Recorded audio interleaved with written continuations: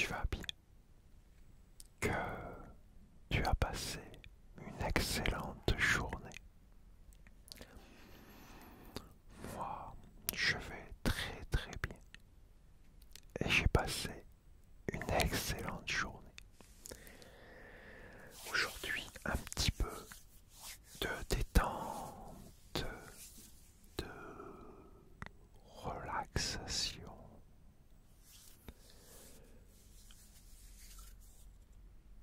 Pour t'aider à t'endormir ou juste pour te sentir mieux. On va continuer avec des petites histoires du père Castor.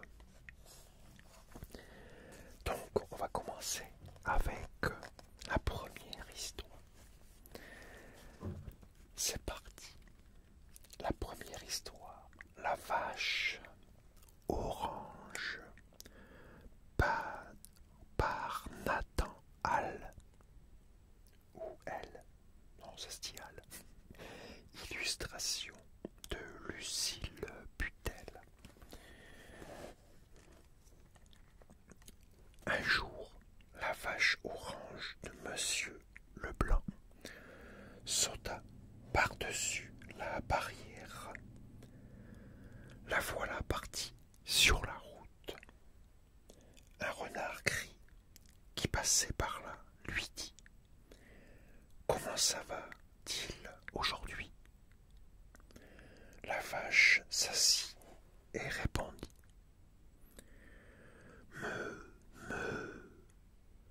je suis bien malade.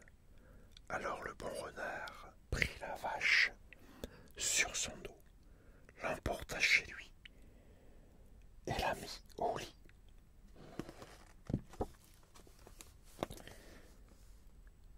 Quand elle fut au lit, le renard lui demanda: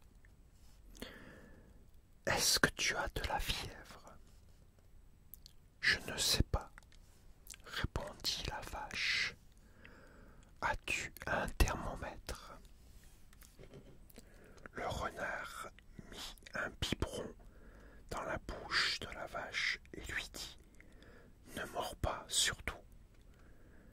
Mais cela ne servit à rien parce que c'est très très difficile de prendre la température d'une vache avec un biberon. Le renard tâta le nez de la vache. Quand un chien a le nez très chaud, c'est qu'il est malade. Le renard vraiment peur. Désolé. Le renard eut vraiment peur. La vache avait le nez rouge et brûlant. Non, non, pensa-t-il. Les vaches ne doivent pas avoir le nez si chaud que ça.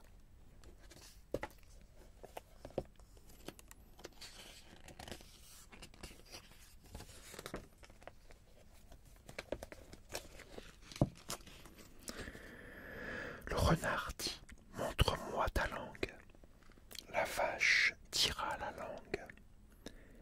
Elle était longue et très verte. Oh là là, s'écria le renard. Tu as mangé beaucoup trop d'herbe. Il faut changer un peu. Il courut à l'armoire à pharmacie, mais il n'y trouva rien que des savonnettes et de la pâte dentifrice et une bouillotte qu'il remplit d'eau chaude. Le bon renard essaya de réchauffer les pieds de la vache avec la bouillotte, mais c'est très très difficile. Les vaches ont tant de pieds.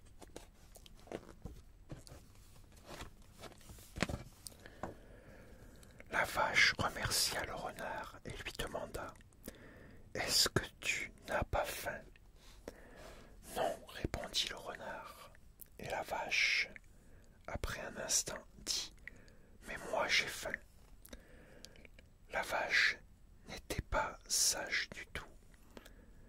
Dès que le renard fut parti, elle se leva et mangea sa paillasse.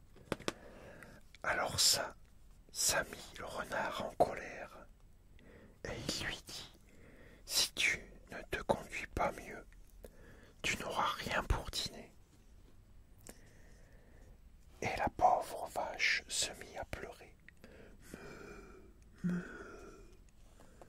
Pourtant, il y avait pour le dîner de la saucisse et des mûres, et aussi un peu de champagne. La vache n'en avait jamais bu, et voilà que ça lui pique le nez, et qu'elle éternue,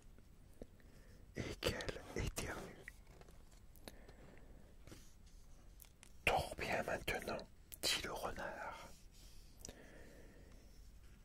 Et il embrassa la vache sur les 2 joues. Bonne nuit, répondit la vache de sa belle voix grave, et elle s'endormit.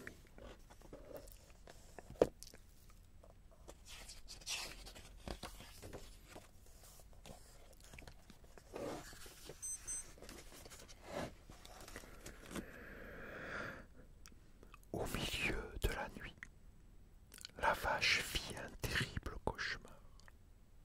Elle rêva qu'elle était assise sur les rails du chemin de fer. Un train arrivait, un autorail. Il passait, le tournant, elle le voyait. Au secours, meugla la vache. Le renard se précipita dans la chambre. Qu'est-ce qu'il y a? Cria la vache.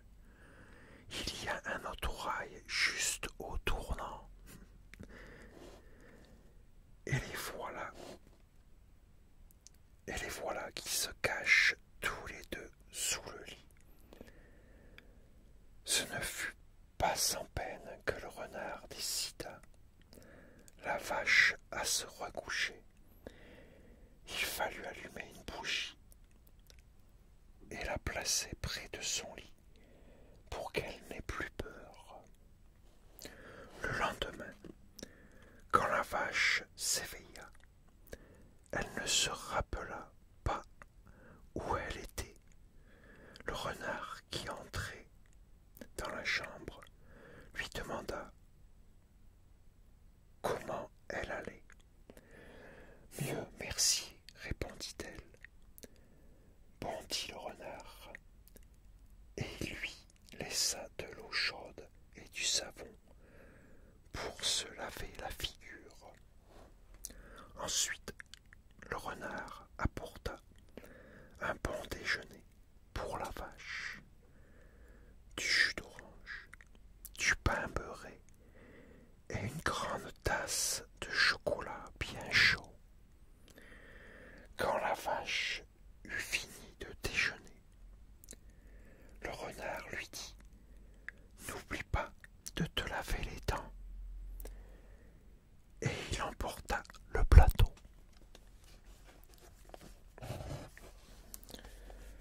Aussitôt levée, elle se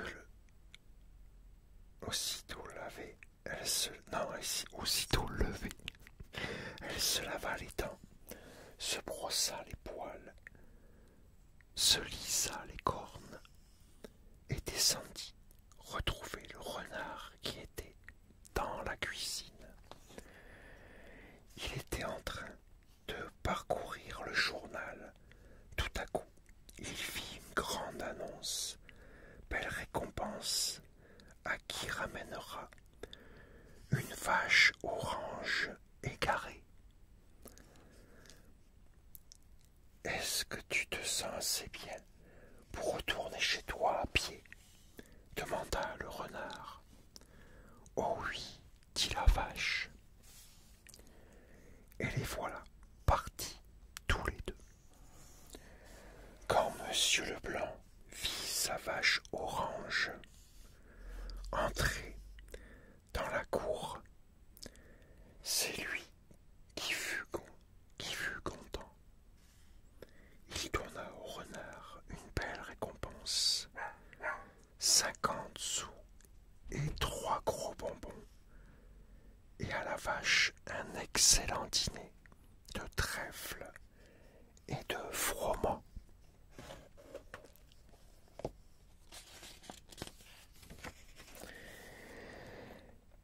Et voilà fini pour cette histoire. Terminée. On s'en fait une deuxième. Le cheval bleu par Nathan L. Illustration de Lucille Putel. Comment vous connaissez pas le cheval bleu? Mais voyons, c'est le dada chéri de Monsieur Leblanc. Maintenant qu'il est trop vieux pour travailler, on lui permet de faire tout ce qu'il veut dans la ferme. Un jour, Monsieur Leblanc emmena toute sa famille à la ville, dans sa magnifique voiture neuve. Le cheval bleu se sentit tout abandonné et alla dans l'écurie et regarda tristement par la fenêtre. Monsieur Leblanc disait toujours que son cheval était le plus intelligent du canton. Et c'était vrai, le cheval bleu se mit à réfléchir profondément. Puis tout à coup, il s'écria: « J'ai une idée. Moi aussi, je vais aller à la ville. » Et alors le cheval bleu entra dans la grange et enfila la salopette de Monsieur Leblanc. Il faut bien s'habiller quand on va à la ville et se chausser, n'est-ce pas? On ne peut pas se promener pieds nus dans les rues. Il chaussa donc les vieilles bottes de Monsieur Leblanc. Hop et hop. Il n'y a pas à dire, rien n'est plus élégant que des bottes de cavalerie. Madame Leblanc aurait-elle laissé partir Monsieur Leblanc sans rien sur la tête? Non, voilà pourquoi le cheval bleu coiffa la sienne d'un chapeau de paille. Ça ne lui allait pas tout à fait bien, parce que ses oreilles n'étaient pas à la même place que celles de Monsieur Leblanc.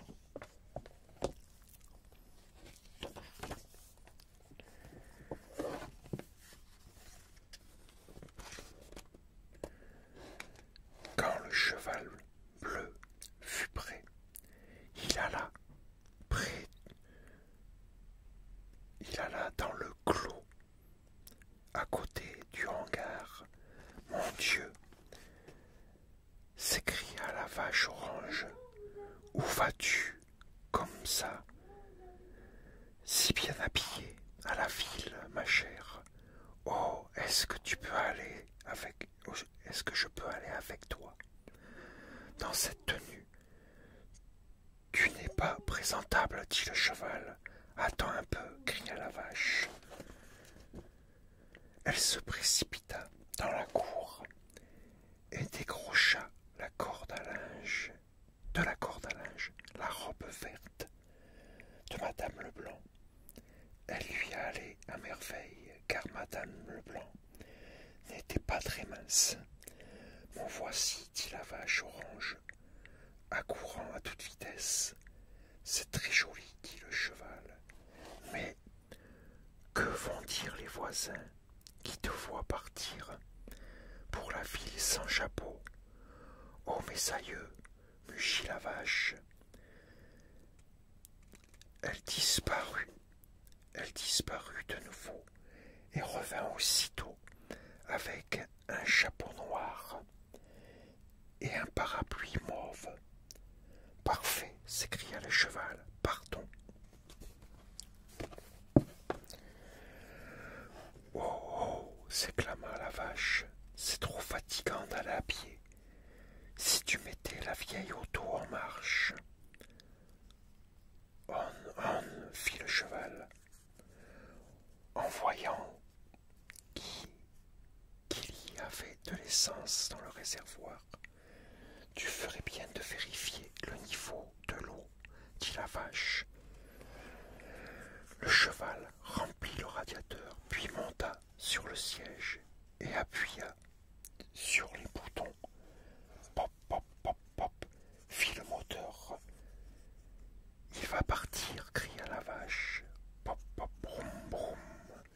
Et la vieille auto démarra. C'est tout de même mieux que d'aller à pied, n'est-ce pas? Demanda la vache. Le cheval, absorbé par le volant, se contenta de hocher la tête.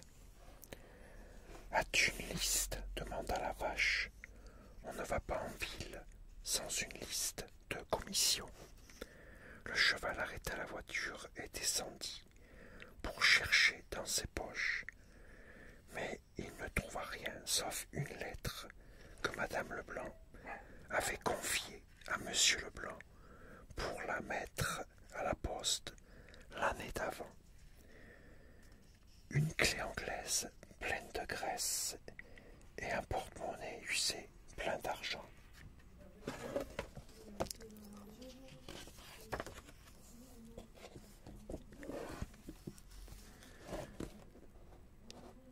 Nous voici au marché, meugla la vache en sautant sur le trottoir. Ils firent le tour des étalages et achetèrent tout ce qui leur plut. Puis ils se promenèrent le long des rues. Oh, s'écria la vache en s'arrêtant devant une vitrine. Regarde ces belles cloches en argent. Il me la faut absolument, ma vieille cloche de bronze. Fait si ordinaire. Elle entra tout droit dans la boutique et acheta la cloche, tandis que le cheval mettait à la poste la lettre de Madame Leblanc. Et maintenant, veux-tu me faire plaisir? Demanda la vache orange à cheval bleu. Comment? Dit le cheval. En te faisant couper les cheveux, répondit la vache. Quand le cheval fut bien peigné et bien brossé, ils allèrent déjeuner au restaurant. Mais aïeux, soupira la vache, au bout d'un moment, c'est terriblement difficile de manger des spaghettis avec une cuillère. Oh ma chère, ce que je peux avoir faim, lança le cheval qui venait d'avaler une douzaine de crêpes. Ding-dong, ding-dong. Sonna la grosse horloge du clocher. 4 heures, s'écria la vache. Dépêchons-nous, je vais être en retard pour la traite. En arrivant près de la vieille auto, il s'aperçut qu'elle avait un pneu dégonflé. Le cheval démonta la roue. Il n'y a pas de pompe, dit la vache. Passe-moi la chambre à air. Je parie que je vais la gonfler, dit le cheval. Et il se mit à souffler très fort. Assez, assez, beugla la vache. Tu vas la faire éclater. Remets tout en place. Et partons sur la route de la ferme. La vache s'écria tout à coup. Regarde, les voilà, monsieur et madame Leblanc. Et les petits Leblanc se tenaient, tous penauds autour de leur voiture neuve, car pour rouler, les voitures neuves ont besoin d'essence, elles aussi. Voulez-vous un coup de main? Demanda le cheval bleu. Mais monsieur Leblanc fut tellement surpris de voir son cheval bleu et sa vache orange dans sa vieille auto qu'il ne put même pas dire oui.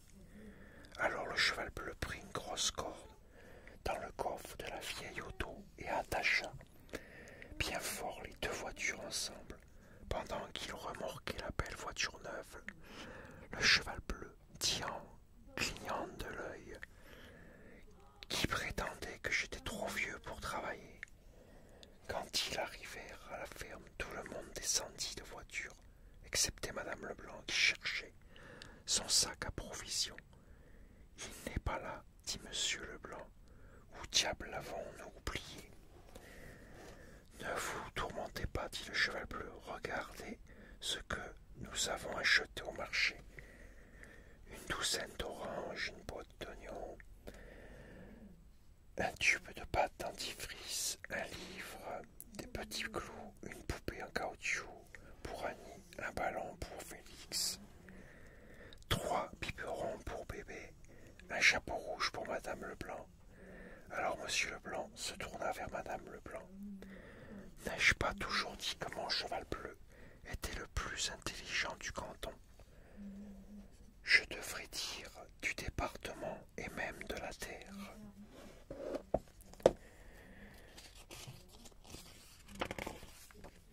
Et voilà, c'est terminé. J'espère que ça t'a plu, que tu as apprécié. N'hésite pas à me laisser des commentaires. J'espère en tout cas que tu as passé un agréable moment en ma compagnie. J'espère que ça t'a bien détendu, bien relaxé. Et je te dis à très bientôt pour une nouvelle vidéo. Je te dis, porte-toi bien et surtout prends soin de toi car c'est vraiment très important.